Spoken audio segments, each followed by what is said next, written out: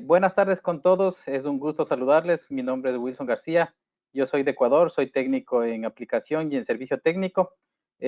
Solo para presentarme y estar a las órdenes con todos. Bienvenidos a este segundo ciclo de conferencias. Los expertos te acompañan en la contingencia. El tema de hoy es qué hacer cuando las cosas no van bien y cómo podemos prevenirlas. Nuestro primer expositor es el doctor José Miguel Varas Prieto, egresado de la Escuela Superior de Oftalmología del Instituto Barraquer de América en 2002. Actualmente director del Centro Oftálmico Varas Samaniego, donde ejerce privadamente en cirugía refractiva de córnea y catarata. El doctor Varas tiene especial interés en la creación de nomogramas y aplicaciones para mejorar la precisión de resultados en los campos de su interés. Entonces, les dejo con el doctor Varas. Muchas gracias, Wilson. Muchas gracias a todos los que estén presentes. Voy a dar una perspectiva de la forma en que yo veo el SMILE y la importancia con su epitelio. Así que voy a tocar primero un par de casos clínicos en donde el epitelio juega un rol de una manera. Y más adelante voy a hablar sobre el rol del epitelio en cuanto a su rol fisiológico. Entonces, primero quiero presentar este subsegmento que se llama el fragmento perdido. Entonces, se trata pues de un paciente operado de SMILE que tiene en su ojo izquierdo menos 3 dioptrías y media dioptría de astigmatismo con la regla. Los datos del ojo derecho son irrelevantes para esta mención. Y es un paciente que se opera y en el día posoperatorio primero tiene 20/60. Entonces, como algunos pacientes a veces no arrancan con una visión perfecta, pues se espera que sucedan varios días. Aparentemente todo se ve correcto, pero al séptimo día la visión continúa en 20/60. Y este es el aspecto de los anillos en la queratografía. Ustedes pueden ver que hacia el lado de la izquierda, hacia el lado nasal de este paciente, hay una distorsión de las miras. Entonces, esta distorsión de las miras se correlaciona con un astigmatismo de aproximadamente 5 dioptrías, como ustedes pueden ver por la distorsión que produce. Entonces, ya en la lámpara de hendidura, a los 7 días, se aprecia esta mancha blanca. Y si uno la mira con más detalle, la mancha blanca, pues tiene unas características que uno puede no saber exactamente de qué se trata. En la retroiluminación es mucho más claro el hecho de presentar esta lesión y a más aumento pues se pueden ver más detalles de su extensión y tamaño y definitivamente está en la entrecara. Entonces siempre se posa la duda si se trata de un pedazo del lentículo que se ha quedado retenido o hay una siembra de un tejido que no debería estar en ese sitio. La cirugía, bueno, es realizada por uno de nuestros colaboradores en la clínica. Cierta dificultad en la disección, como ustedes vieron, se produjeron algunas irregularidades de las manchas negras durante la disección del lentículo. Sin embargo, a medida que transcurre el procedimiento, se puede ir disecando correctamente el lentículo. Sin embargo, al cirujano le queda la duda de que hubiera quedado algún fragmento. En este caso se trata de un disco, de un lentículo que se extrajo correctamente, pero que se laceró. Entonces, ante la posición de la laceración, se usa la hendidura. Y aún así con la hendidura a veces uno le queda la duda que hubiera retenido un fragmento de allí. Ahora, si ustedes se fijan, por la manipulación del procedimiento, queda como una sombra. Esto fue un análisis que se hizo posterior a la operación. Lo que está demarcado dentro de la línea roja y es una desepitelización de esa zona. Pero al ver que el lentículo estaba completo, pues bueno, se procedió.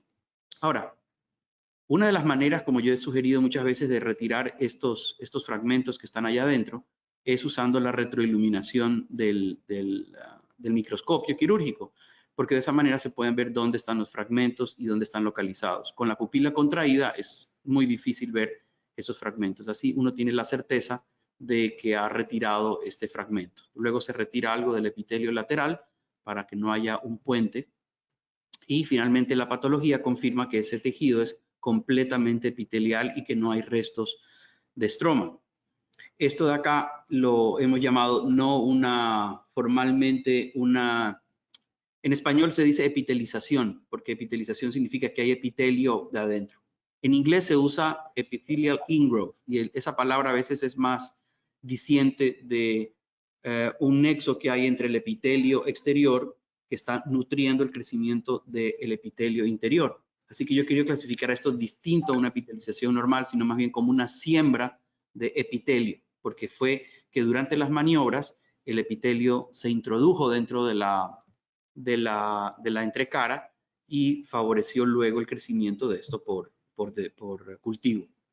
Así que este es el resultado inmediato. Ustedes ven la distorsión en las miras de la izquierda, mientras que en la derecha pues regresa la normalidad de las miras. Y asimismo, en este mapa de espesores se puede ver la diferencia de espesores entre el preoperatorio y el posoperatorio con el fragmento puesto. Entonces, ustedes ven que esta parte de aquí, de la diferencia de espesores, es un poco mayor de la que debería ser como en este sector. Aquí hay un espesor casi neutro de diferencia entre uno y otro, y aquí hay 45 micras. Una vez que se extrae la partícula, se puede ver cómo se regulariza la diferencia paquimétrica que corresponde a la teoría del lentículo que se extrajo.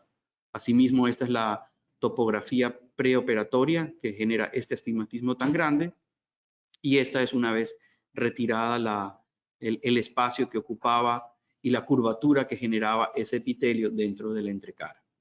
Entonces, una vez retirado, pues el resultado es muy bueno. Actualmente el paciente fue examinado y realmente no hay trazas de ese epitelio. Ahora, este otro segmento del que voy a hablar no tiene que ver mucho con el epitelio, pero ya que vamos a hablar de las dificultades que se puedan presentar, es sobre la conjuntiva laxa en ciertos pacientes que a veces van acompañados de una fotofobia muy grande, una laxitud palpebral muy grande, y ustedes van a ver que en la dificultad que a veces produce el docking en estos pacientes que no fijan, que pierden, que hay que secar nuevamente la interfase, volver a hacer un segundo docking, y lo mismo con el otro ojo. Y aún así, cuando uno tiene éxito con el docking, ustedes pueden ver que en la parte inferior la conjuntiva se mete por dentro de las interfaces, y eso en algunos segmentos periféricos fastidia. Como esta edición tiene los dos ojos simultáneos, yo prefiero que se fijen en la imagen del ojo izquierdo, ignorando la del derecho, solamente la del izquierdo. Entonces, ustedes pueden ver que el paciente, en el momento en que uno lo sostiene con la pinza, hace mucha fuerza. Miren que la ceja inclusive se aparece en el campo. Y debido a que el corte fue muy pequeño, lo amplío con una cuchilleta de punto 15. Aún así, el lentículo fue disecado completamente. No es lo habitual ver estos casos, esto es muy raro, pero de todas maneras lo que quiero demostrar es la bondad del procedimiento, aunque parezca un ojo difícil. Aquí examinamos al paciente, que al día siguiente casi ni abre los ojos, como ustedes pueden ver. Ajá. ¿Y es difícil? Okay. ¿Y estas? Okay. ¿Y esa? Okay. ¿Y esta chiquita? No estoy pero no canso, Ok, entonces lo que uno quiere demostrar es que un paciente que tiene un astigmatismo miópico con un cilindro importante de casi 2 dioptrías en cada ojo, a pesar de tener este susto transoperatorio, no afecta su resultado final y se comporta muy, muy correctamente, inclusive con una agudeza visual muy buena a pesar de la poca colaboración. Y esto con respecto a dos casos en particulares. Ahora sí quiero entrar ya en materia con respecto al rol del epitelio en la regresión de la cirugía refractiva. Entonces, hoy por hoy estamos muy, muy, muy aficionados a ver las imágenes con alta resolución. Esta es una imagen corneal de un colgajo hecho con femtosegundo, es decir, de un femto-LASIK. Ustedes pueden ver aquí el corte lateral en ambos lados y la perfección del corte a lo largo de la zona óptica. Y este es un corte con microqueratomo. Como este es un aumento de la imagen, no es la imagen de 16 milímetros, ustedes pueden ver cómo es más profunda al final nasal del corte y hace como un pico de flauta aquí, mucho más delgado en el momento del ataque del corte. Y se ven 130 micras al final y comienza con 106 micras. Entonces el corte es de una manera en forma de cuña, ¿ok? Y este es un ejemplo de SMILE, en donde el SMILE se hace un poquito más profundo, en este caso de 149 micras de profundidad del CAP, que incluye pues el epitelio y el tratamiento hecho muy, muy bonito. Entonces, cuando uno mira estas imágenes, también puede discriminar el epitelio. Y el epitelio se ha vuelto objeto de mucho interés en los últimos años. Entonces, comienzo como para explicar lo del epitelio, comienzo explicando un caso de queratocono, que no tiene nada que ver con el SMILE, pero lo que quiero demostrar con esto es lo que sucede en un caso cuando uno ve una topografía de un queratocono en la porción más curva en el mapa axial, pues no coincide necesariamente con el punto más curvo en el mapa tangencial o en el de curvatura inmediata. Lo que sí es interesante es ver este mapa nuevo, este mapa que está aquí en el centro. Y ustedes pueden ver que el espesor del epitelio es menor donde la córnea es más curva. Lo que quiere decir que a estos cambios tróficos el epitelio responde de una manera dinámica. Entonces, donde la córnea es muy curva, el epitelio trata de compensar el exceso de curvatura para hacer una superficie más suave. Entonces, esto nos enseña, esto es un caso de lo mismo, un queratocono, y esta zona azul indica que el epitelio es más delgado en esta zona. Entonces, la enseñanza de esto es que el epitelio no es una capa uniforme de espesor, como estaba en los libros de hace 30 o 40 años, que era una capa de 55 micras, o que se engrosaba de una manera regular en todos los casos. Pues no lo es una cosa dinámica. Entonces, con esto entro a decir qué es lo que aporta este en el posoperatorio de cirugía refractiva. Entonces, aquí he traído como casos varios ejemplos para mostrar mi punto. Este es un paciente operado de LASIK en el año 96. Esta topografía debe ser del año pasado, del 2019, y ustedes pueden ver que el espesor del epitelio de este paciente, cuya refracción se ha mantenido en 24 años de posoperatorio, se relaciona a un espesor uniforme, un espesor que no ha cambiado y en consecuencia una curvatura igual. ¿Ok? Esta es la demostración de un paciente operado de LASIK en el año 2012 con pérdida de 0,75, es decir, 3/4 de dioptría. Y si ustedes se fijan en el mapa epitelial muestra aproximadamente 62 dioptrías en el promedio del centro, llegando a veces a puntos de 70, 68 micras de espesor. Eso quiere decir que si uno compara esta córnea en su espesor central con el epitelio engrosado, se ajusta correctamente a un cambio refractivo proporcional a pérdida de corrección por aumento de espesor central, es decir, pierde corrección en ese lado. Entonces aquí ustedes pueden ver, se nota en el OCT como un epitelio que llega a tener 69 micras, pues es un poquito más grueso de lo normal. Y esto equivale como a 14 micras de exceso, que se traduce clínicamente a esas 3/4 de dioptría perdidos por este paciente. Entonces ya sabemos que si cambia el epitelio puede ser responsable de esos cambios refractivos hasta cierto punto. Este es un caso de lo contrario, de hipermetropía. Este paciente tuvo 4 dioptrías de corrección durante el posoperatorio inicial, durante los primeros 3 a 4 meses, se comportó como una miopía de menos 0,75, es decir, como una sobrecorrección. Y años después, 12 años después, ya refractaba con más 0,50. Quiere decir que había perdido total una dioptría 25. Y ustedes pueden ver lo mismo, pero al revés.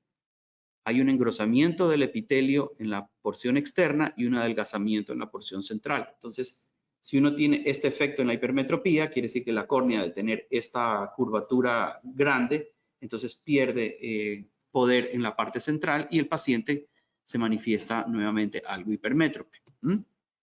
Este es otro caso, un poquito más discreto, pero también la misma lógica. Se adelgaza el epitelio central en compensación por engrosamiento periférico. Es decir, el organismo busca deshacer la operación, bacheando esos espacios allí. Y este es un caso exagerado también que quiero mostrar, en donde el epitelio es muy grueso, de un procedimiento que ya no se hace, con unas zonas ópticas chiquititas y una regresión fantásticamente grande, como de 8 dioptrías de un paciente con queratomileusis in situ. Entonces son epitelios muy, muy gruesos. Y como ustedes pueden ver en el OCT, esta es la compensación. Eso quiere decir que el paciente nunca perdió la corrección en el estroma, no hay una ectasia, no hay nada de eso, es una compensación del epitelio. Y eso ya lo podemos ver corrientemente, ya lo entendemos mejor.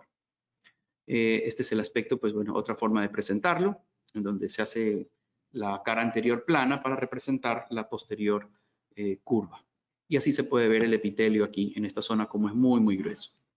Entonces, con esto, lo que voy es haciendo la presentación para ir acercándome a este mismo concepto en SMILE para que finalmente empate con la charla del doctor Orlich. Así que en la miopía hay un engrosamiento central y adelgazamiento periférico en aquellos que pierden corrección, y en la hipermetropía lo contrario. Hay un adelgazamiento central y un engrosamiento periférico. Así que después de haber conocido esto, y dije, bueno, démosle la oportunidad a un nuevo epitelio de formarse. Entonces, este es un paciente a quien se le hizo trans-PRK en el 2014, tenía -2 y 5 años después aparece en la consulta con -1,50. Entonces, hablando con el paciente de estos nuevos hallazgos y de todo esto que les he dicho a ustedes, digo, el paciente mostraba interés en reintervenirse de su PRK. Y yo le dije, bueno, me gustaría tratar de desepitelizar y ver si mantenemos este ojo poco inflamado, muy bien controlado, y de pronto al regenerarse el epitelio más delgado, volvemos a la corrección inicial. Entonces el paciente acepta y resulta que 15 días después de la desepitelización, el paciente pasa de -2 y finalmente regresa a -1,50. Quiere decir que el efecto es mínimo y 3 meses después esencialmente tiene la misma curvatura y el mismo epitelio. Eso quiere decir que no se gana mucho desepitelizando para que se forme un nuevo epitelio. Refractivamente, el paciente no tuvo cambios entre el preoperatorio, su medida perdida de 1,50 a lo que lograba desepitelizado. Quiere decir que a él habría que corregirlo de otra manera. Y en SMILE, finalmente, ¿qué tiene esto en SMILE? El asunto es que traigo a colación este caso que me parece muy bonito. Es un paciente de 43 años con una miopía alta, al cual se le propone dejarle el ojo derecho neutro y en el otro ojo izquierdo -1,50 para que tenga visión cercana. Muy entusiasmado el paciente, acepta la propuesta. Estas son las topografías preoperatorias de ambos ojos. Y el caso que quiero mostrar pues es el derecho en particular, porque fue el ojo que apuntamos a la emetropía. Y se ve que es como si tuviera la ablación discretamente descentrada, y realmente no es descentrada, sino que hay cambios aquí en esta parte central que ustedes verán, porque el paciente aparece 10 días después de la operación, a pesar de tener un -0,25 y visión de 20/20, a los 4 meses regresa con -1. Ya para este momento teníamos ya la forma de estudiar el epitelio. Este ojo le habíamos propuesto no tocarlo y observarlo, dejándolo con esta miopía que es mayor a la que habíamos propuesto. Eso quiere decir que había tenido una involución similar de 0,75 con respecto al resultado inicial. Así que estudiamos su caso. Es difícil ver aquí la foto y decir que el epitelio aquí está engrosado. Se necesita realmente el mapa. Y aquí nuevamente se ve que el mapa del epitelio central está engrosado. Entonces, habiendo aprendido del otro caso en donde desepitelizar el paciente no vale la pena hacerlo porque el epitelio va a regresar a la misma manera, hacer un tratamiento de superficie como una trans-PRK me hace más impredecible ver el comportamiento de ese epitelio. Entonces, yo prefiero dejar el epitelio así como está, y se plantea convertir la cirugía de SMILE de este paciente a una técnica en la cual se convierte el colgajo anterior que está cerrado, abrirlo para convertirlo como en un flap y luego corregir ese residual de una dioptría. Este es el ojo izquierdo del mismo paciente, también con la pérdida. Ustedes pueden ver aquí el engrosamiento central del epitelio, que explica la pérdida de corrección. Entonces se le hace un circle, y el circle inmediatamente a los 10 días de la operación luce como si tuviera una hipercorrección a quien se le programaron solamente una dioptría. Y el ojo izquierdo pues no se tocó, sigue igual. A los 3 meses el paciente está en más 0.25 con visión de 20/20, un resultado muy satisfactorio, y esta miopía, aunque es mucho más de lo que uno normalmente recomienda para monovisión, como podría ser 1.50, el paciente lo tolera muy bien y tiene muy buena visión. Y como ustedes pueden ver en el posoperatorio muestra aquí el mapa epitelial que todavía hay un engrosamiento, lo que quiere decir que la conducta fue correcta de hacer el cambio dentro del estroma. Y este de acá es el ojo 3 meses después, y se puede ver que pasa el edema y se puede ver un poquito más de engrosamiento del epitelio, tal como estaba en el momento preoperatorio antes del CIRP. Así que se posan muchas preguntas, más que respuestas. A veces nos gustaría modular el epitelio para favorecer la estabilidad a largo plazo. Desepitelizar una regresión tiene un efecto transitorio, pues hasta ahora n igual 1, pero la experiencia no le llama a uno la atención para repetirlo, porque igualmente el fastidio del paciente es importante.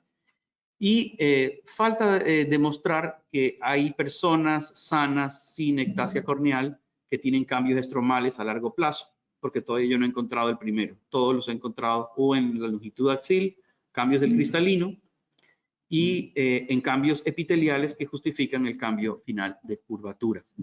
Así que estoy encantado de compartir esto con ustedes. Si hay alguna pregunta o algún comentario, pues encantado de compartirlo.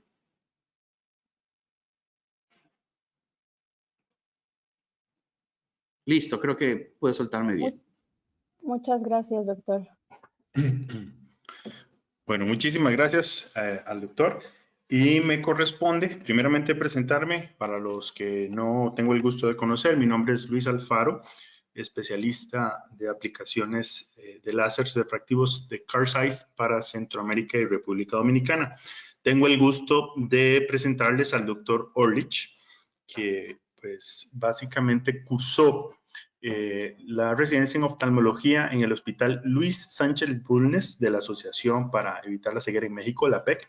Posteriormente, toma una subespecialidad en córnea y cirugía refractiva. Actualmente el doctor Orlich es el director médico de la Clínica 2020 en Costa Rica.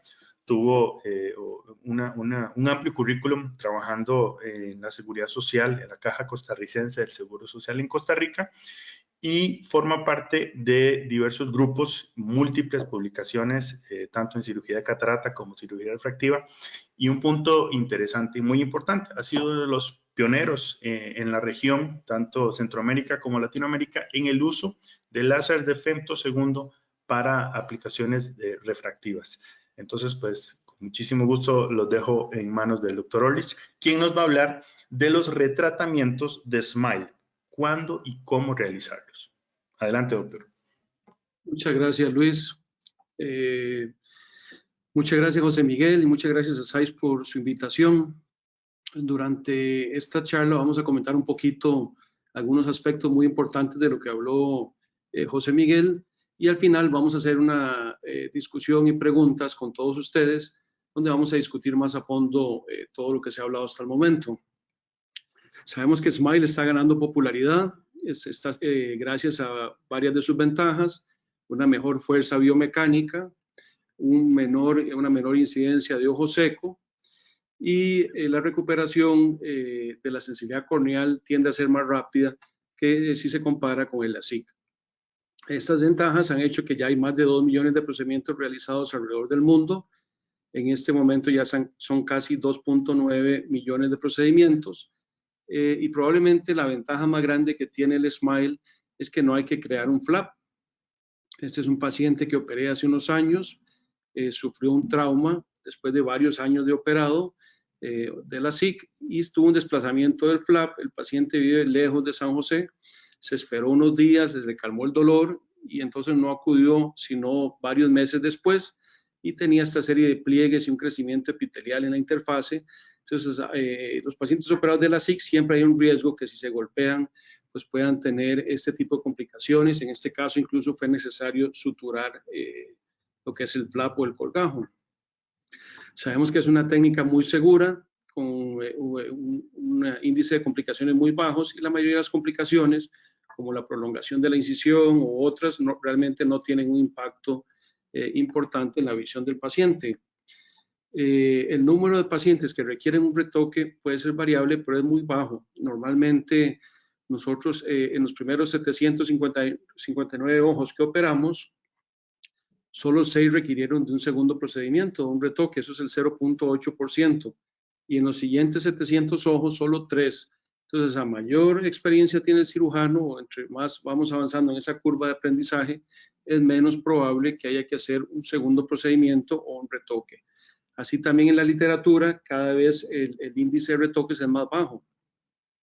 En el 2014, Dan Reinstein reporta un 4% en 120 ojos miopes bajos. Liu, ya para el 2017, reporta un 2.1 de retoques al año y 2.9 a los 2 años, por una prevalencia general de 2.7. Y este autor ya en el 2019 reporta un 2.3% como su índice de retoques. Entonces, entre mayor es la experiencia que tenemos, pues va siendo menos frecuente necesario hacer retoques. Un momentito. Vamos a ver.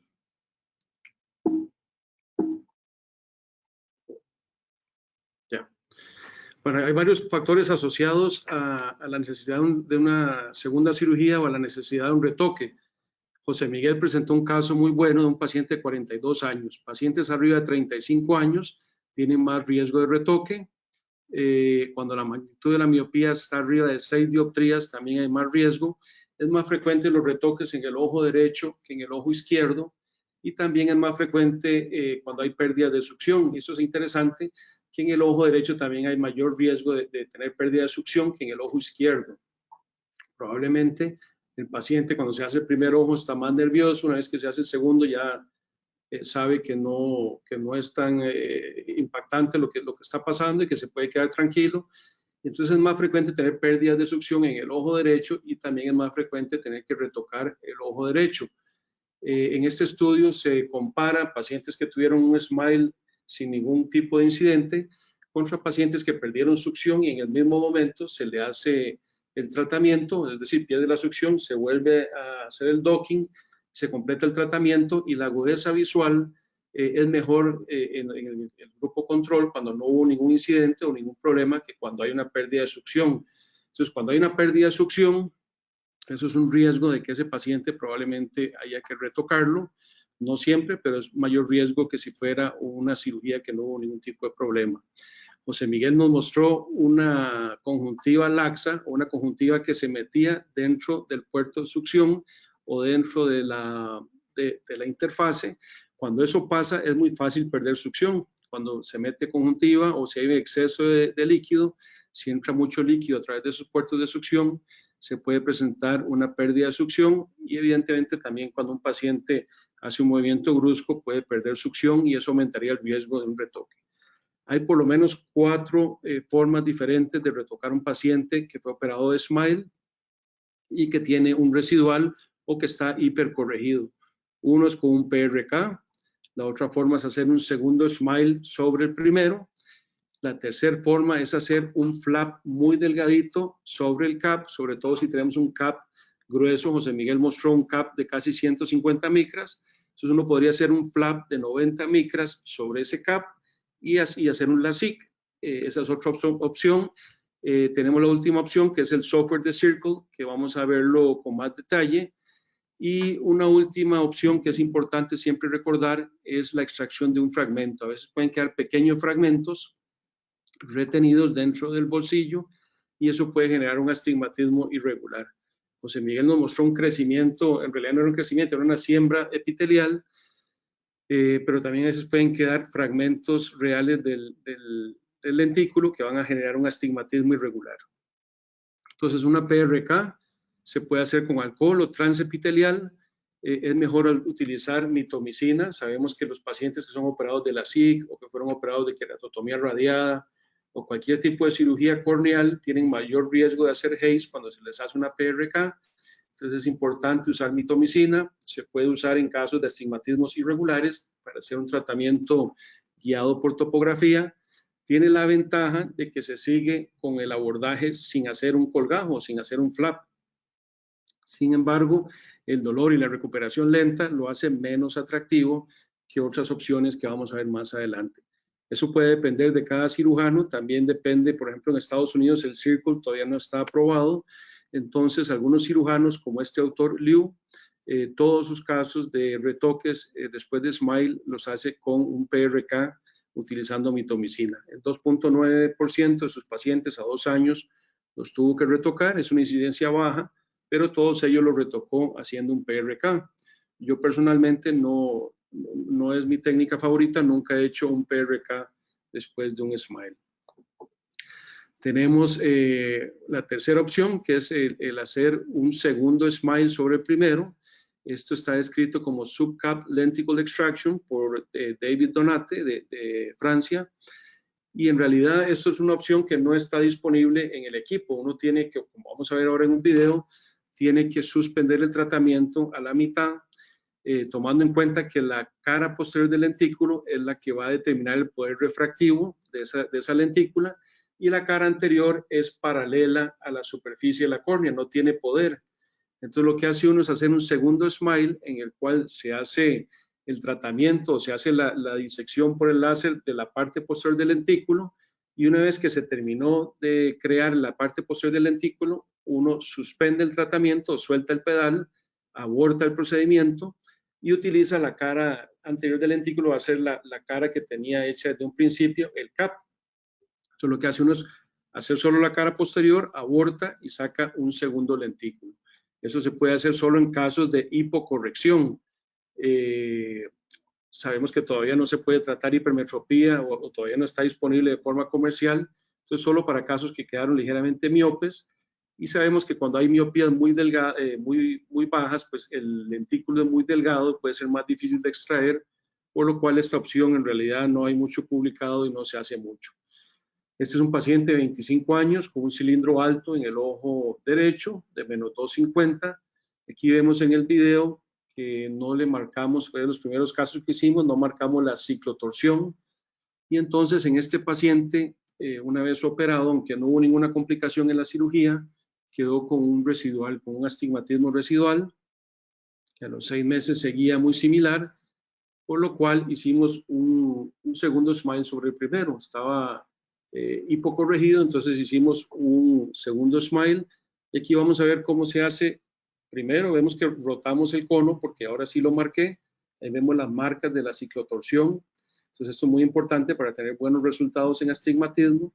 Y una vez que se hizo el tratamiento del lentículo de la cara posterior, se aborta el procedimiento, se suspende, se quita el cono y uno procede a hacer la disección de la cara posterior, y ya la cara anterior ya está hecha porque es la que estaba hecha en la primera cirugía, y se extrae la lentícula. Y la última forma de retratar un SMILE es hacer un flap muy delgado, como explicamos anteriormente. Si tiene un CAP de 140, 150, uno podría hacer un flap de 90 o 100 micras, y ese flap lo puede levantar y hacer un LASIK sobre el SMILE. Esto fue idea del doctor Dan Reinstein, lo presentó por primera vez en la Academia Americana de Oftalmología en el 2017. Presenta 100 casos, una agudeza visual de 20/20 mejor en solo 80% de los casos.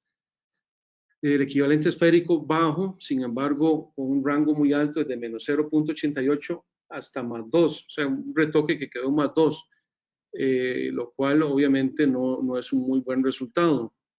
Y probablemente lo que menos me gusta de esta técnica es que en un 5% de los casos, cuando hicieron el flap o trataron de hacer un flap sobre el CAP, en un 5% accedieron o se llegaron al plano donde estaba el bolsillo. Entonces se interceptaron el plano del bolsillo y el plano del flap. y eso puede explicar también por qué los resultados que obtuvo tal vez no fueron tan buenos. Existe el software de Circle, que es la última opción, que es la que yo utilizo con mayor frecuencia, como les voy a enseñar ahora. Esto sí está aprobado por SAIS, el equipo lo trae, es un programa o un software con el cual uno puede convertir el cap en un LASIK, convertirlo en un colgajo o en un flap. Lo que se hace es hacer una disección que se puede hacer en el mismo plano, un side cut para levantar ese cap como que fuera un flap. Hay que tener cuidado de dónde puso uno la incisión principal cuando hizo la extracción del dentículo para que no coincida con la bisagra cuando uno hace un flap y no vaya a tener un flap libre. Entonces, antes de hacer el círculo, obviamente uno tiene que estar seguro de que el paciente tiene un buen estroma residual, que tiene suficiente córnea para poderle hacer un retoque y para poder convertir ese SMILE en un LASIK. El equipo nos da 4 opciones para hacer el circle justo donde terminó el bolsillo, pero a veces puede ser muy pequeño, sobre todo si tenemos un paciente que quedó hipermétrope. Podemos prolongar o hacer más largo ese bolsillo para que quede más grande el flap o el colgajo, y uno lo puede hacer más abajo o más arriba del plano del bolsillo. Y lo que más se utiliza, y lo que utilizo yo normalmente, es hacerlo en el mismo plano. Si estaba a 140 el cap, uno sigue a 140 una disección anular, hace un side cut y hace un flap grande, todo a 140 micras. Entonces la idea es usar el mismo bolsillo, prolongar ese bolsillo para poder levantar un flap más grande, y entonces se hace una disección, como vamos a ver ahora en el video, que es más fácil entenderlo viendo el video, una disección anular con el láser. Algunos autores reportan, por ejemplo, este autor reporta 28 ojos, todos operados con el Circle y todos con buenos resultados. Este es un caso de una paciente que tenía -5 prácticamente en ambos ojos, topografías normales. Se opera y quedó con un poquito hipocorregida. La paciente quedó con -0.25 en un ojo y 0.50 en el otro. En realidad, este paciente normalmente no lo retocaría, pero la paciente estaba muy inconforme. Y entonces, ante la insistencia de la paciente, terminamos haciéndole un círculo. Estas son las topografías previas a hacer el círculo.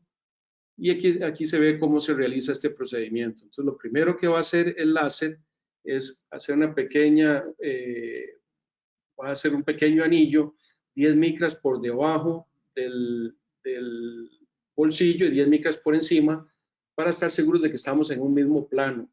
Y después va a hacer una disección de forma anular para hacer más amplio ese bolsillo, y finalmente hace un corte periférico o un side cut para levantar ese cap, levantarlo como que fuera un flap. Entonces aquí se ve como este paciente era operado de un SMILE, y aquí prácticamente pareciera que es un femtolasic.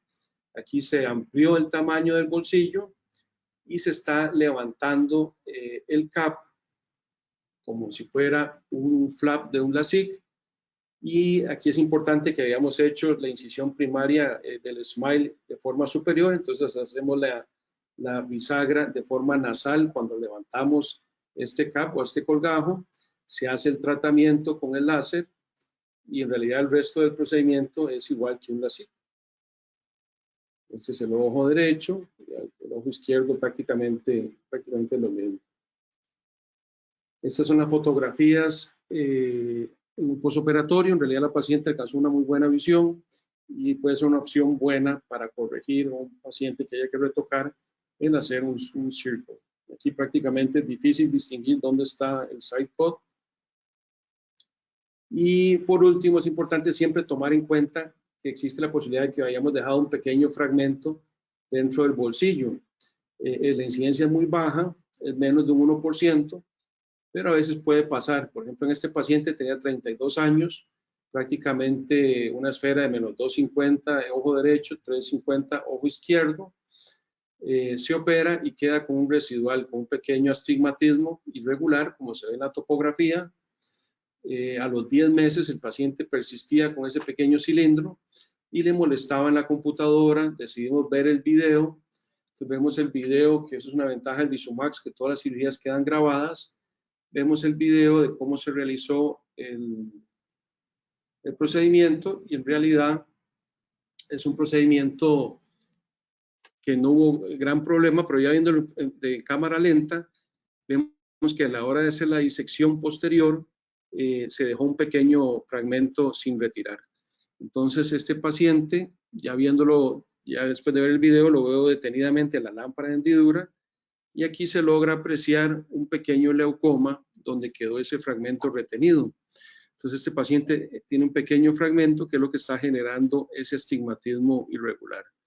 Entonces, a pesar de que ya tenía casi un año de operado, uno puede entrar nuevamente al bolsillo y con la misma espátula de disección uno puede volver a tratar de retomar ese pequeño fragmento que no se había retirado. Y aquí se alcanza a ver con la luz, se alcanza a ver que ahí está el fragmentito, y haciendo un poquito de presión se logra extraer ese pequeño fragmento. Era un fragmento pequeño, pero eso le estaba provocando al paciente una irregularidad en la córnea y le está manifestándose como un cilindro de casi una dioptría. Aquí vemos antes de quitar ese pequeño fragmento y después. Entonces, cómo se corrige muy bien ese astigmatismo, simplemente quitando ese pequeño fragmento que tenía el paciente. Entonces, las 4 opciones es un PRK, que se puede hacer con mitomicina. Tiene la ventaja que se preserva la idea de no hacer un flap. Sin embargo, sabemos que la recuperación es más lenta, duele más.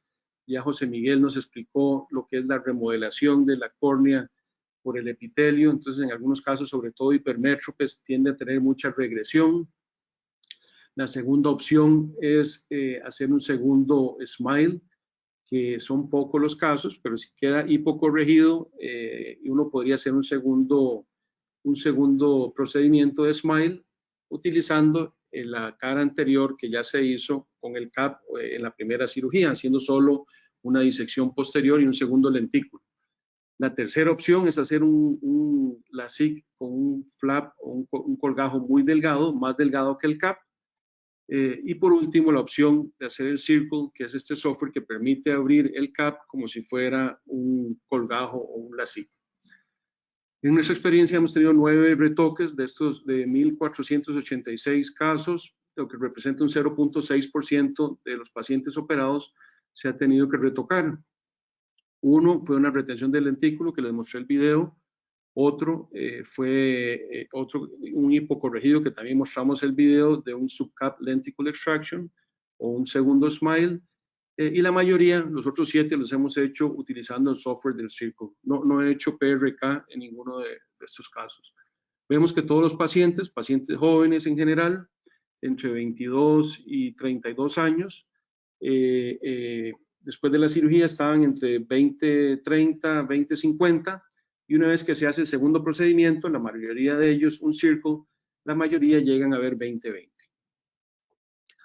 Hay varios artículos que tratan de ver las ventajas y desventajas de cada una de estas opciones, y aquí se los coloco. Entonces, básicamente es como un resumen de lo que ya hablamos. Con el PRK, pues el problema va a ser la recuperación lenta y el dolor. El Circle no está aprobado por la FDA, pero está disponible en el resto del mundo y está ya incorporado dentro del equipo. El hacer un segundo SMILE es un poquito más difícil porque el equipo no lo permite, uno tiene que abortar el procedimiento a la mitad, y el hacer un flap muy delgado, personalmente, por lo que se ha publicado, no me hace mucha gracia, porque existe siempre el riesgo de que se llegue al plano en el que está el bolsillo o el CAP, y entonces creo que eso puede generar algunos problemillas. Este es otro artículo que también hace un metaanálisis de lo que hay publicado, y de las 4 opciones de lo que hay publicado, la mejor opción es usar el Circle, convertir en ese porcentaje muy bajo de pacientes que hay que retocarlos, convertirlo el SMILE a un LASIK, y con eso se logra un 91% de los pacientes, más o menos 0.50, casi un 90% 20-20, y porcentaje de pacientes que pierden una línea de visión 9%, números que son mejores que lo publicado con el PRK y con hacer un flap delgado o hacer un segundo SMILE. Un segundo SMILE hay muy poco realmente publicado. Por las dificultades, en realidad son casos poco frecuentes. En general, si tenemos un paciente de métrope, todos estamos felices. Si quedó hipocorregido, va a depender si tiene un astigmatismo regular o irregular. Si es irregular, pues tenemos que estar seguros de que no hay una retención de un fragmento. Si hay una retención, vimos que en uno de los videos que hasta un año después se puede quitar ese fragmento. Si no existe ninguna retención de fragmento, pues podríamos ver si hay un estroma adecuado o no, si se le hace una PRK o si hacemos el círculo. Si tiene un astigmatismo que es regular, entonces uno podría de una vez pensar si tiene un buen estroma residual, pues podría ser un subcap lenticle extraction o un segundo SMILE, o si el estroma no es suficiente, pensar en hacer un PRK o colocar incluso una lente fáquica. Si el paciente está hipercorregido, pues no se puede hacer un segundo SMILE, se reduce un poquito las opciones, lo más probable es que lo mejor sea hacer un circle. Tenemos también la opción de hacer un PRK guiado por topografía, o incluso igual que si tuviera una córnea muy delgada, siempre existe la posibilidad de colocar una lente fáquica, en este caso una ICL para hipermetropía. Entonces, en general, está muy relacionado los retratamientos con la curva de aprendizaje. Vimos que en los primeros 700 casos el porcentaje fue más alto que en los segundos 700. Entonces, obviamente, entre más experiencia tiene el cirujano, entre mejor escoge sus pacientes, va siendo menos probable que haya que retocar un paciente. Es muy importante estandarizar la refracción, porque de ahí parte todo lo que vamos a hacer. Si la refracción está mal de un inicio, todo el resultado no va a ser el que estamos esperando. Compensar siempre la ciclotorsión cuando estamos operando cilindros, sobre todo cilindros arriba de una dioptría. Siempre verificar que la lentícula se extrae de forma completa. Esto yo no lo hacía al principio, pero ahora lo hago en todos los casos, que es que una vez que extraemos la lentícula, reviso de forma cuidadosa todos los bordes para estar seguro de que salió completa, de que no tenemos una retención de la lentícula dentro del bolsillo. Y por último, siempre está el video disponible. Siempre, si tenemos duda de qué pasó en la cirugía, podemos regresar, ver el procedimiento de nuevo, porque todas las cirugías quedan grabadas en el equipo. Si tenemos sospecha de una retención de un lentículo, pues es muy importante una exploración muy detallada de la lámpara de hendidura buscando ese pequeño fragmento. Se puede hacer un OCT también. Siempre es importante, antes de retocar un paciente, además del OCT, ver lo que es el informe de la cirugía, ver qué estroma nos quedó, qué profundidad tenía el CAP, para poder tomar decisión de cuál de esas 4 opciones para retocar al paciente o hacer un retratamiento es la que nos conviene. Y siempre esperar que el paciente tenga una refracción estable y que tenga una topografía que haga que el paciente sea un buen candidato para un retoque. Y en casos en que el paciente realmente tiene una córnea muy delgada, pues ya sea que use gafas o si el paciente quiere otro procedimiento quirúrgico, tal vez sea mejor ofrecerle algo ya no en la córnea, sino una lente fáquica o otro tipo de procedimiento. Básicamente esas son las 4 opciones que tenemos para retratar pacientes operados de SMILE. Entonces vamos a abrir la discusión con José Miguel. Muy bien, muchas gracias, doctor. Gracias. Aquí tenemos, antes de a lo mejor empezar la discusión, me gustaría ponerles unas preguntas que nos dejaron por acá. Y una es, si se decide realizar el retratamiento con un flap, ¿cuántas micras por encima del CAP se sugiere realizar el flap? Bueno, yo como te comenté, realmente nunca lo he hecho. A veces hacemos la 6 o femtola 6 con un flap de 90, 100 micras. Si el CAP era de 140, 130, pues ahí te van a quedar 30, 40 micras de seguridad.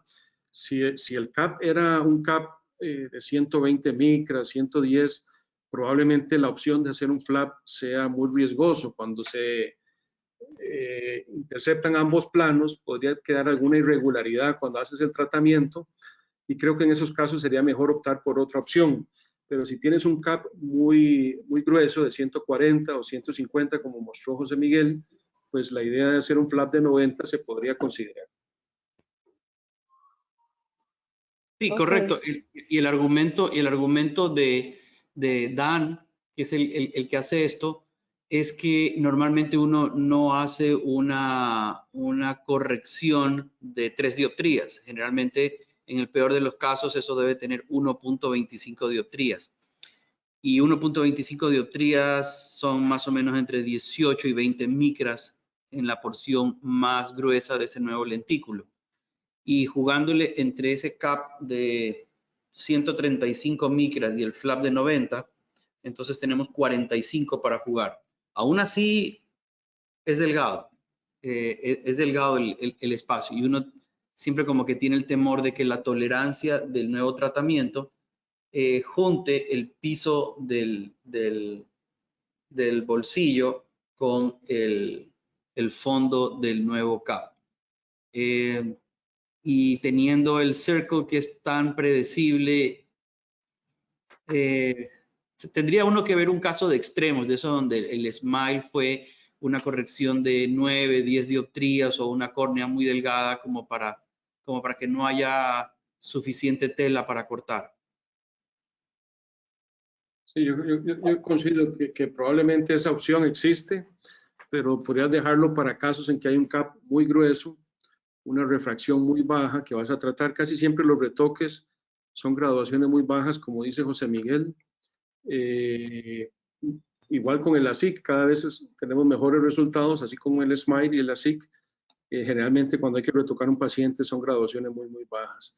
Un problema es que un flap de un lentículo muy delgadito, pues a veces cuesta extraerlo, pensando en un SMILE sobre el primer SMILE. Entonces, en esos casos habría que aumentar el tamaño del lentículo para que a la hora que uno lo tracciona, lo saca, no se vaya a quedar un fragmento. Entonces, por ejemplo, si uno hace, ya no hablando de un colgajo, sino hacer un SMILE sobre el primero, sería bueno aumentar el grosor del lentículo. Hola a todos, soy Toño Méndez, ¿cómo están? Hola, Toño. Cambiando Hola. un poco la pregunta, a mí me gustaría saber con el VisuMax, ¿cuál es el colgajo más delgado que han logrado hacer? Ahorita estamos en la moda de hacer ahora los flaps ultra delgados, casi epilástics justamente para hacer LASIK y en teoría respetar un poco más la córnea. ¿Ustedes qué tan delgaditos han hecho sus colgajos con el VisuMax? O el colgajo más delgado en LASIK. Los parámetros actuales, yo no sé cómo los tengas, Toño. Yo puedo por las buenas hasta 90 micras y lo hago frecuentemente. No sé si dentro de los parámetros ya como forzando lo que podemos hacer fuera de Estados Unidos se puede bajar a 80, pero lo desconozco. Yo creo que ahí nos podría ayudar Wilson en la respuesta. Claudio, ¿tú los haces 90-100 habitualmente? Normalmente de 100, a veces lo hago de 90. Si es un paciente con una córnea un poquillo delgada, hay que tomar en cuenta que entre más delgadito hay que ser más cuidadoso a la hora de hacer la disección, porque es muy frecuente de los de 90 que si no eres cuidadoso los puedes romper. Sí, Porque claro. a la hora de traccionarlos, pues si estamos asumiendo que el epitelio son 50, 60 micras, en realidad es un 30 micras lo que estás manipulando. Entonces, me ha pasado muchas veces con flap de 90 que al final se rompe un poco porque hay que ser muy cuidadoso porque es demasiado delgadito. Además pues, nunca lo he hecho de 80 micras o menos de 90. Wilson, ¿tú tienes respuesta para esa parte? Claro, doctor. El VisuMax permite flaps hasta de 90 en SMILE. Ok. Cap, No, el flap de FemtoLASIK. el de FemtoLASIK permite hasta 100. El de FemtoLASIK. 80, perdón, 80 micras. Ya. Competición especial. Correcto. Ok, sí.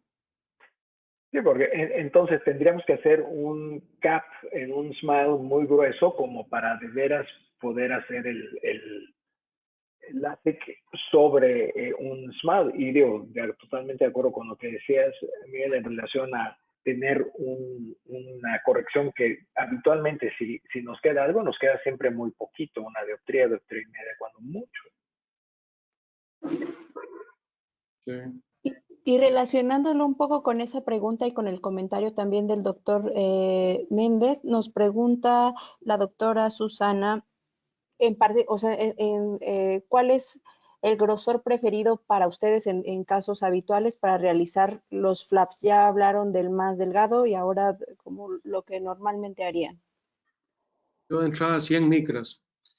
Me parece que 100 se puede manipular muy bien. Es muy decente la forma para trabajar, pero 90 cuando son casos especiales. Creo que sería muy raro que alguien haga ahorita flaps de 120 o en realidad creo que la mayoría probablemente andemos entre 100, 110, pero yo desde rutina uso 100 micras y si es una córnea delgada hago 90 micras. Sí, en eso estamos igual. Ya yo creo que más grueso pierdes parte de la gracia y yo creo que ya más grueso ya estamos hablando de queratoplastia laminar automatizada, una cosa que no. Pero sí, siguen la rutina. En la parte de Smile, ¿cuál es su preferencia para la profundidad de los caps?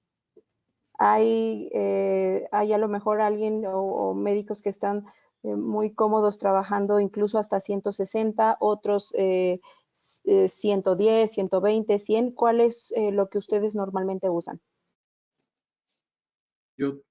José Miguel, ¿quieres contestar primero? En los casos donde yo sé que tengo bastante tejido, siempre prefiero mantener la zona óptica al menos de 6.5 y guardar un cap de 140.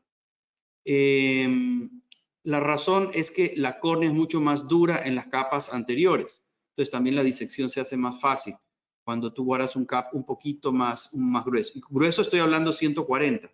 Hay gente que baja más y es interesante, pero muchas veces lo que atrae el Smile a muchos pacientes es poder corregir cosas que no se pueden hacer con LASIK porque se llegan a los límites y el Smile permite ser un poquito más en cuanto a magnitud.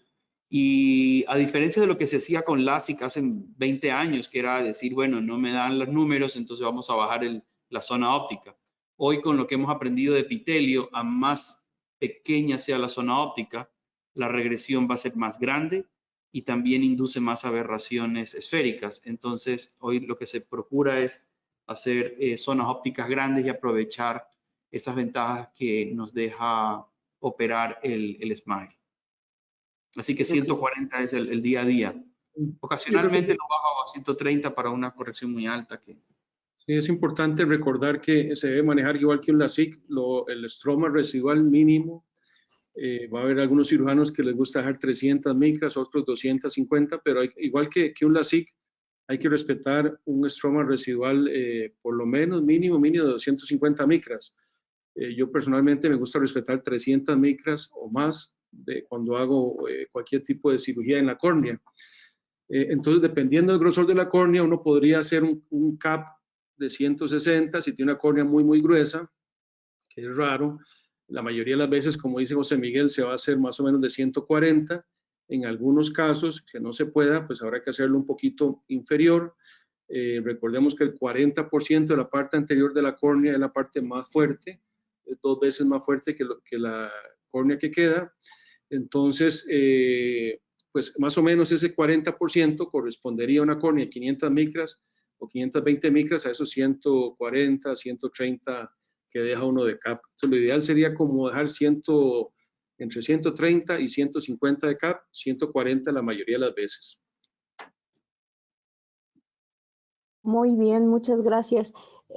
También nos pregunta el doctor Hernán Martínez que sí tienen en cuenta la profundidad de los nervios subbasales en la profundidad del Smile.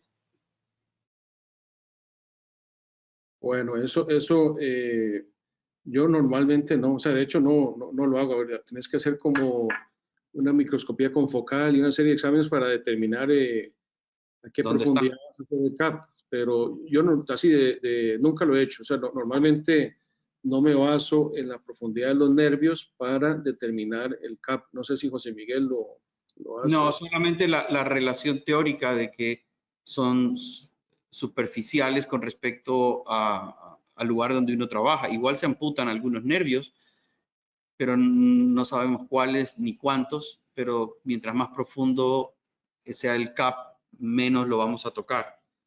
Y para decir lo que tú decías, ¿no? Digamos, de respetar cierto lugar. Y es que la córnea profunda, aunque es cierto que es más laxa y más fácil de disecar desde el punto de vista mecánico, es más irregular. Digamos, la córnea profunda tiene como lagunas. Cuando uno hace una queratoplastia laminar y uno está delaminando la córnea, y es cirujano de SMILE, empieza como a darse cuenta de cosas que uno no miraba en la córnea.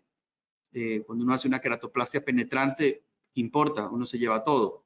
Pero cuando uno tiene que hacer una disección manual en una queratoplastia penetrante y es cirujano de SMILE, se da cuenta que la posterior tiene las lagunas interlamelares son mucho más grandes y eso también hace que la calidad visual inmediatamente sea un poquito menor, y eso es lo que uno ve en la fotografía, en la retroiluminación, y que inclusive ciertos aberrómetros de muy alta resolución lo permiten detectar, como la visión, la agudeza visual se relaciona también al proceso de homogeneización de la entrecara. Así que bueno, fui por las ramas, pero a veces vino una idea por ahí suelta. Sí. Y tal vez para comentar un poquito también para el doctor Hernán, que si hay estudios que se ha hecho con microscopía confocal, de que el crecimiento de los nervios tiende a ser más rápido cuando se hace con el SMILE que cuando se hace un LASIK.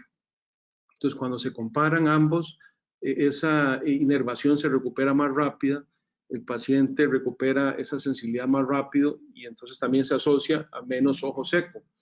Entonces, no tanto tomando en cuenta para los nervios para hacer el CAP, sino que los estudios que hay son de que los pacientes que se operan de SMILE comparados con los pacientes operados de LASIK tienen una recuperación más rápida de la inervación o de esos nervios que se seccionaron y entonces su recuperación es mucho más rápida con SMILE que con el LASIK. Ok, aquí tenemos, muchas gracias. Tenemos otra pregunta del doctor José Manuel Rojas. Tomando en cuenta que los límites que nos permite tratar SMILE es esferas de -10 y cilindros de -5, aquí nos dice, ¿cuál es el colchón que ustedes prefieren tener de seguridad? Me imagino que en el lecho estromal. Sí. Bueno, yo ya comenté que a mí me gusta dejar por lo menos 300 micras. Va a depender también mucho de si es una córnea gruesa o una córnea, o sea, qué tanto volumen de córnea va a quitar uno. No necesariamente siempre tiene que ser 300 micras, no es igual quitarle cierta cantidad a una córnea más delgada o más gruesa. O sea, lo ideal sería como 300 micras, aunque no hay un número mágico. Lo que sí es que nunca menos de 250. Pero generalmente trato de por lo menos respetar 300 micras. José Miguel. Sí, bueno, yo tal vez un poquito más en el intermedio, yo ando por las 280, más allá de 280 como que se levantan los semáforos y dicen no pase esto.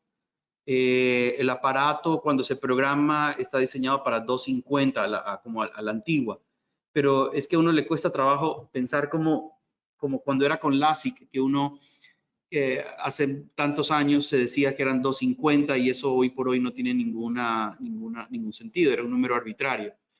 Entonces, ese número arbitrario coincide con los límites que permite el láser, pero no tienen mucho que ver lo uno con lo otro porque la fuerza tensil residual teórica, nuevamente teórica, de una extracción que topa 250 micras como lecho residual, debería ser mucho mayor que si eso fuera una cirugía con flap. En ese sentido, claro, cuando uno hace un circle, ahora que estamos hablando de esto, perdería los beneficios biomecánicos originales de tener solamente el SMILE. Sin embargo, esto demuestra que la córnea resiste mucho más de lo que nosotros por seguridad hacemos. Siempre la idea es hacer un procedimiento altamente seguro. Luego, por el lado del LASIK, hay las publicaciones famosas de Marconi y Santiago que hablan de este PTA, y el PTA se lo entiende muy bien para trans-PRK y para LASIK o femtoLASIK. Para SMILE no pueden ser equivalentes. Sin embargo, la teoría de Reinstein y Dobbs y Doubleman y todos estos de la fuerza tensil residual pueden encontrar un punto de equilibrio, porque si uno calcula la fuerza tensil residual de un tratamiento, obtiene un número y dice usted le queda el 67% de lo que era. Y yo no sé si puedo usar ese número como un umbral para ver hasta dónde puedo llegar. Teóricamente, si uno dejara un lecho residual de 100 micras o de 150 micras, debería ser mejor hacer el SMILE allá bien profundo con un cap de 250 micras. El problema es que la nitidez con la que llega, la energía con la que llega el láser a esas capas profundas no es la misma. Entonces uno obtiene teóricamente también un lentículo un poquito más irregular dentro de esta córnea irregular. Así que es un cambio de paradigma que es difícil de transmitir. Así que generalmente nos hemos ido más bien al lado seguro, al lado conservador, sin todavía meternos en estas aguas profundas de trabajar más adentro de la córnea. Eso es interesante porque uno podría modificar también la cara posterior si se va muy profundo. El problema sería la energía que está muy cerca del endotelio. Sí.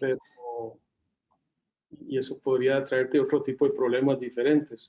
Claro. De hecho, no sé si tú te acuerdas, que en paz descanse Roger Steiner había trabajado mucho en el sueño de él de hacer queratoplastías laminares profundas con el femto.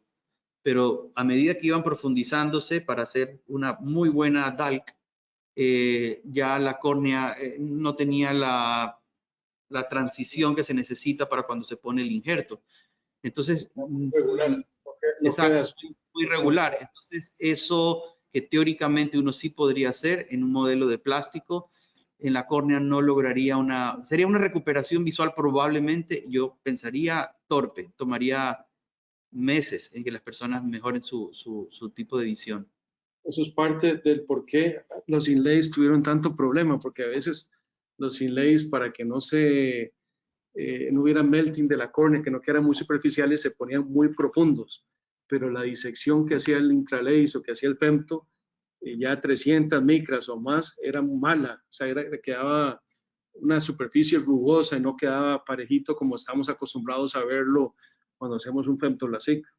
¿A qué profundidad proponían lo más profundo? ¿A 300 micras? Sí, 300 micras, 250, o sea, ya claro, no sí. parece tan profundo. Imagínate si fueran a 400 micras, ¿no? Estamos hablando ya muy posterior. Y no solamente el problema era, me imagino que cuando metías el inlay, sino que también todo el camino y el trayecto que quedaba, porque no es que se profundizaba en el momento de donde iba el inlay. No es que iba por 100 y luego se metía. Era todo el camino profundo. Sí, pero sí era muy evidente lo que estás diciendo, que la superficie quedaba llena de burbujitas, rugosa, llena de como no quedaba smooth. Así es. Muy bien, muchas gracias por su comentario.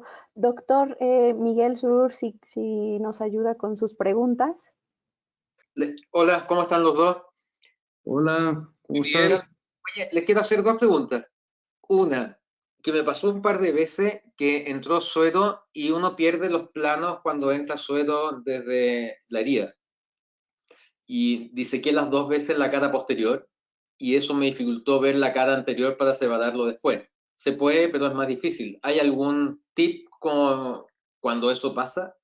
Y la otra pregunta es si están usando la lamela que sacan para manejo de miopía, es decir, de presbicia o como parche corneal.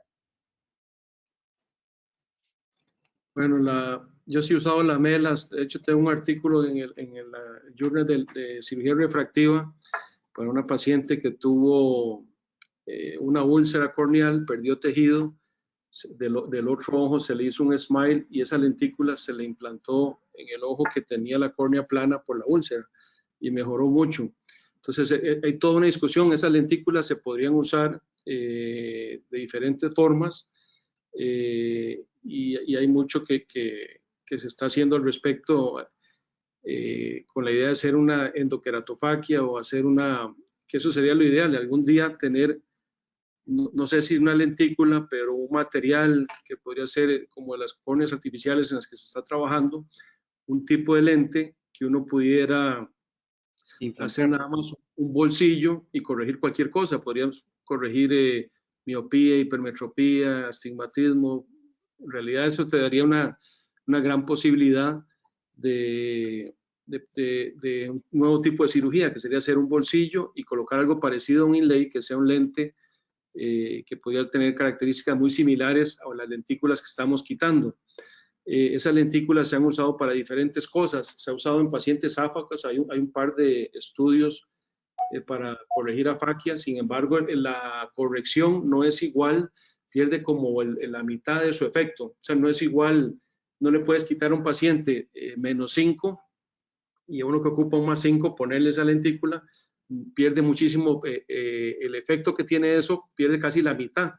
En los estudios que han hecho, por ejemplo, tratando de colocar una lentícula para corregir afaquia, los pacientes pierden mucho, mejoran un poquito su hipermetropía o compensan un poquito la afaquia, pero no llega a ser tan a la misma proporción de la cantidad de la lentícula que se quitó. Pero es un tema súper interesante. Sí se está trabajando en eso y es un tema que en el futuro podría ser realmente muy, muy interesante, que en vez de estar quitando tejido, en vez de estar haciendo SMILE o LASIK o PRK, simplemente hiciéramos un bolsillo y pudiéramos colocar una lentícula de diferentes poderes y eso pudiera corregir las diferentes ametropías que tenga un paciente. Con respecto a lo otro, Miguel, ahora Claudio mostró el caso de una paciente que tenía un fragmento de lentículo retenido. Y en alguna ocasión nos preguntaron me acuerdo que operé una paciente y en el segundo ojo entró una especie como de crisis histeriforme allí. Y no sé, cuando van pasando los años uno dice, ¿qué me voy a desgastar en este momento convenciéndola que quiero terminar la operación? Entonces se le hizo perfectamente el lentículo, se le hizo el tratamiento, pero luego el momento de mover la camilla para extraer el lentículo se puso tan nerviosa, tan difícil, que le dije, no, yo te lo saco la próxima semana. Y a la semana siguiente le saqué el lentículo. Entonces, pensando en el caso de si entra uno en esa duda de haber disecado solamente uno de los planos y como que se resbala y como que no encuentras luego el plano anterior fácilmente, lo puedes disecar en un segundo momento, es decir, al día siguiente o la semana siguiente. Yo creo que casi siempre cuando uno no lo encuentra es que no se disecó la parte de arriba, casi siempre está pegado arriba. Entonces lo que yo hago es que con el instrumento que parece un Sinskey largo, entro por la periferia, empujando el instrumento hacia arriba y casi siempre lo encuentro. Casi siempre, si uno dirige ese instrumento hacia arriba, llega un momento en que el borde se levanta o se separa esa lentícula. Casi siempre cuando uno no encuentra el plano es porque está pegado al cap. La lógica del no A, no B. Si no está aquí, está allá. Entonces, sí, pero que comentó Claudio, ese te saca siempre del apuro y es que el callejón, por llamarlo de esa manera, que está alrededor de la lentícula, ese tiene el mismo plano de la cara anterior, entonces nada más apuntando hacia arriba y llevando esa punta hacia el lado central, luego encuentras la cara anterior de la lentícula. Pero eso es muy buen tip. No sé si en el auditorio, digamos, una cosa que ya hablando de técnicas, yo no sé por qué, pero cuando uno ve un LASIK y nunca ha hecho uno, uno tiene como la idea de meter la espátula así, asegurarse que va por abajo y luego hacer para adelante. Y realmente el truco del Smile para que sea muy suave es encontrar el plano e ir paralelo al plano para que se diseque así, no así, que es lo que como que esta fuerza es la que entorpece cuando uno está aprendiendo. Uno cree que tiene que entrar abajo así y sacarlo como si fuera hidrodisección. No, no, no. Este es ahí, en el mismo plano. Y eso toma tiempo, encontrar que sea natural ese movimiento. Lo digo por si en el auditorio hay alguien que esté entusiasmado por comenzar o que haya hecho pocos casos o que hizo alguno que otro y no le gustó la técnica o que le pareció difícil o alguna cosa de estas, pero ustedes ven a operar a Claudio y es 1, 2, 3. Ven ¿cómo se llama? Sri Ganesh, y es que solamente con la mirada saca el lentículo. Y de ellos hay que aprender porque es muy suave, 1, 2. Y hay que conocer la dureza de la córnea porque es un territorio explorado para aquel que no haya hecho el procedimiento antes. No es algo que hay que hacer con fuerza, porque puede ser uno más bien una falsa vía. Exacto. Es samurái la cosa, es. Muchas veces, o sea, lo mejor siempre es identificar los dos planos antes de empezar. Hay una técnica bonita que hace Renato, que no sé si está en el auditorio, pero de hacer 2 incisiones. Y entonces en una te puedes ir por arriba y en la otra por abajo. O si no, en la misma incisión, cuando uno va a empezar, definir muy bien los planos antes de empezar la disección del lentículo. Muy bien, muchas gracias. Tengo 2 preguntas más. Una va relacionado a cuál es la incidencia de ojo seco versus Smile que ustedes tienen reportados, y la otra va en si los cambios epiteliales son distintos LASIK versus Smile. De ojo seco, te puedo decir que con el LASIK es muy frecuente, con el Smile es muy poco frecuente. Tengo así un ojo seco severo, solamente un caso. Un paciente que trabajaba en una marina todo el día con el aire acondicionado prendido y es la única persona y recuerdo otro también de otra señora americana también que tiene un ojo seco importante, pero es raro comparado con el LASIK, que es algo muy frecuente y que normalmente casi que todos los pacientes se quejan al principio de ojo seco, con el Smile es poco frecuente. Hay artículos en los cuales no solo es menos frecuente, sino que la severidad del ojo seco en el Smile, el paciente usa menos gotas, se siente menos incómodo que cuando es un ojo seco por LASIK, donde tiene que usar mucho más gotas, tiene mucho más dificultades, más incomodidad. Entonces sí es mucho menos frecuente.